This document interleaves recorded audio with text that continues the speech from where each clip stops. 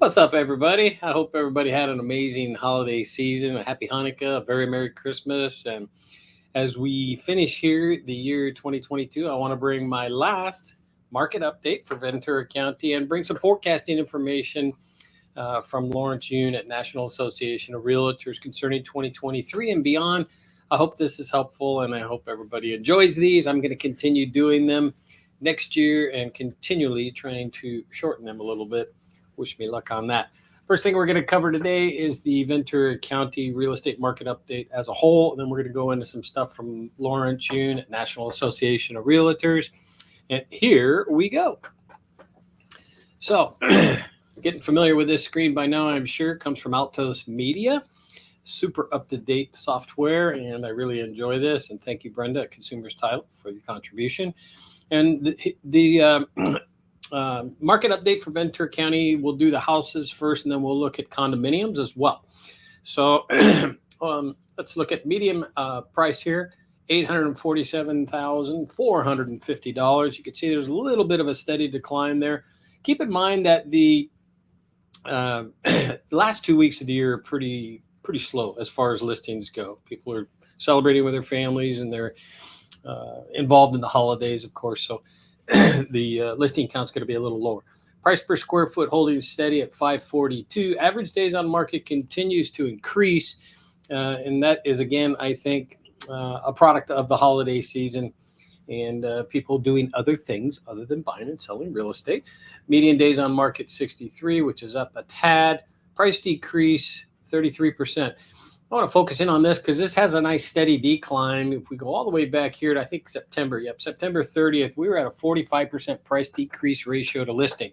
That was really high, and that was a telling sign to me that the market is definitely in a rebalancing state, and soon enough will catch up to itself and find itself in that trough, as I like to call it, which I believe we're in now. So this has been on a nice steady decline all the way down to 33%. So we're seeing fewer price decreases for listings. That's a good sign for us. Let's look at condos real quick. Slight seller's advantage. Also here on the homes, slight seller's advantage. So slight seller's advantage on the dial here, rated at 41. I've mentioned before that it's the 30 number is said to be a balanced market, although I believe we're in that now. I've said that before as well. Condominiums, this also will pick up townhomes as well. Median price of new listings is at $599. Price per square foot, $472. Average days on market, 98. This is all very similar to the single family residence, by the way, as far as the ratios go. Median days on market is 70. Price decrease 40%. So let's get me up here. So we're seeing a lot of consistency across the board right now as far as the price per square foot, the average days on market, and the price decrease ratios. And again, I really do believe that we're finding ourselves in a little bit of a trough now in real estate prior to leveling out for 2023. Of course, inflation is going to play a big part in this. And of course, that's going to play a big part in the mortgage interest rates, which has slowed the market since April of 2022 after 2 years of astronomical gains, right? Okay, so I'm going to share some other good stuff here with you. Let me flip over here. Lawrence Yun is the National Association of Realtors chief economist. I follow this fella closely, among other people, and I really respect what this man has to say. I think he is up to speed.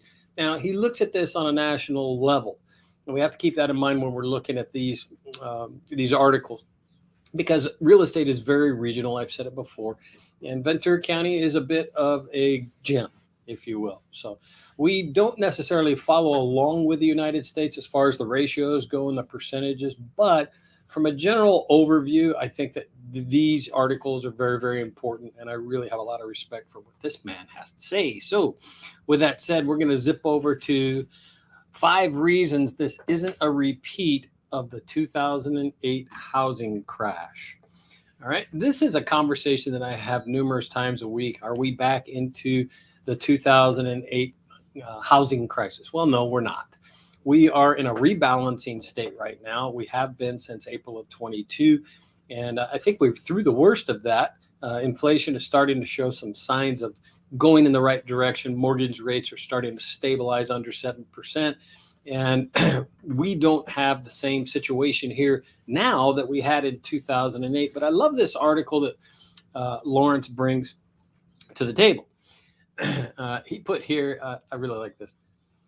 Many homeowners are still haunted by the 2008 housing crash when property values collapsed and foreclosures spiked. The memory of sudden catastrophe at a time when the real estate market had been riding high may help explain why 41% of Americans say they now fear a housing crash in the next year. That's according to a survey from LendingTree. Well, I have that conversation often with people about, are we in a housing crash? Are we in a housing bubble? Well, Lawrence will tell us here further in the article that he doesn't believe so, and I don't believe so, because the data. And when all else fails, focus in on the data. Let's get back over there. Here are the reasons why the two markets differ. The 2008 housing crisis market versus today.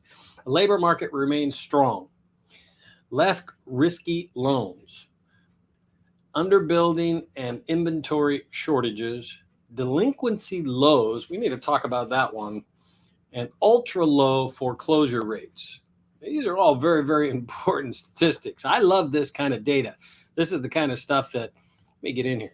This is the kind of stuff that really makes me tick, because I want to be educated on this real estate market. I want to know what's going on out there, because I need to have answers for people and have these conversations every day. And this is the stuff that I study day in and day out, so I can understand to the best of my ability what's going on in the real estate market. And I'm bringing that to you, and I hope it's helpful. All right, let me scroll down here just a little bit. I get my arrow over here. All right, love this. Home price crashing coming? Question mark.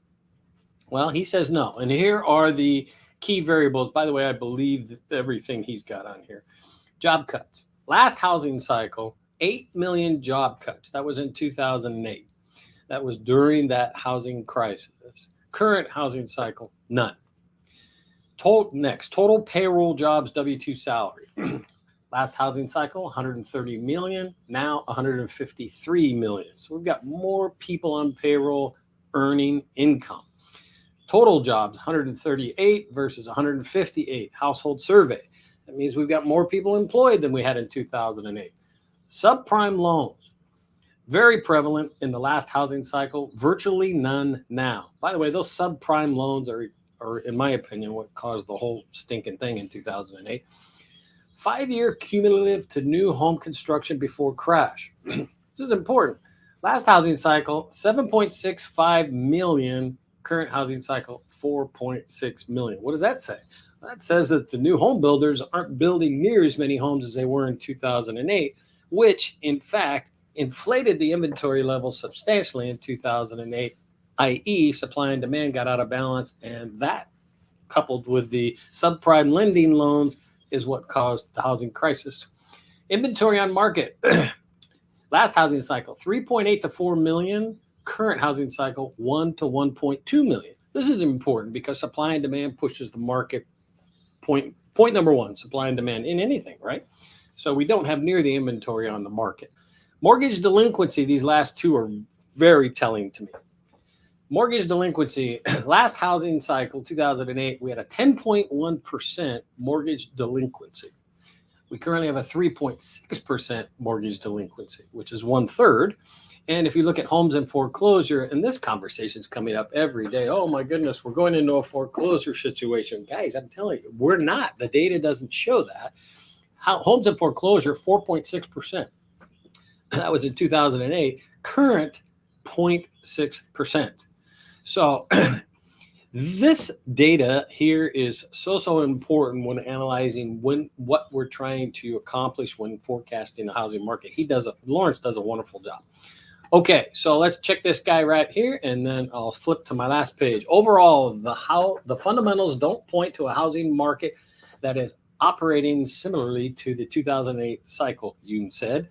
While home sales are slowing, prices remain nearly 6% as of October, remain up nearly 6% as of October sales compared to a year ago. Also, inventory remains low, which will keep home prices elevated. Yoon said the chance of a price crash is very small due to the lack of supply. Supply and demand. What do you know? There it is again. All right, so if we get a flood of listings and new home builders miraculously build a gazillion homes over the next 6 months, which I fear will not happen, or I don't think will happen, then perhaps we could see a little bit of a bubble, but I don't see it coming. The data's not there. It doesn't show it. New home builders are pulling back. They're finishing the projects that they're engulfed in now, but they're not starting new projects near at the level they were in 2008. All right, one more coming. Got to come right over here. Here we go. So this guy is a 2023 real estate forecast market to regain normalcy article. Well, we've been talking about that for weeks, how we are in a rebalanced market. It's a normalizing market. We're going to head back to pre-pandemic levels type of real estate, 2017, 18, and 19. I believe that in my heart of hearts. So even though mortgage rates and home prices are expected to moderate, home sales may still sag under persistent inventory shortages, housing economists predict. Let's get to the meat and potatoes of this annual forecast. So let me see if I can squeak in here on this.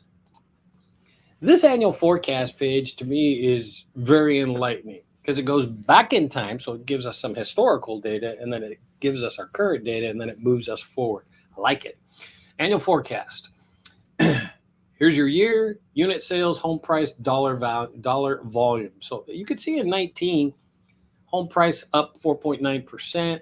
It was flat market as far as unit sales went, very similar to 18. 2020, unit sales went up 5.6%, and home price went up 9.1%.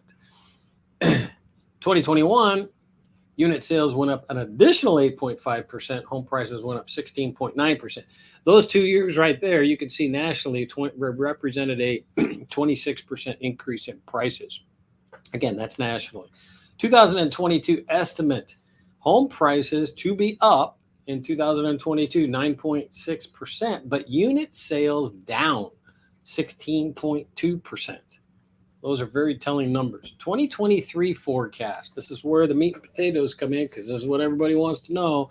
Unit sales are projected to be down 7%. Home prices flat. And then in 2024, unit sales are forecasted to increase 10% and home prices to increase 5%. Going back to everything we've been talking about for weeks, we're in this trough, we're in this rebalancing area. 2023 should be a relatively flat market, although this fellow thinks that the second half, depending on what mortgage rates do, we could see a little bit of a surge. Okay, so that's it. The last market update for 2022. Lots of data, and yes, of course, I went well over 10 minutes. Sorry about that. Please reach out to me for anything. If you wanted to talk shop, discuss real estate, I love it. I really enjoy getting into the data and the analytics. And if you're interested in buying or selling a home, I'm here to help you get there every step of the way. You can reach me at 805-857-6928. I want to wish everybody out there an amazing 2023. May it be safe, healthy, and prosperous for all of you. I appreciate you all, and thank you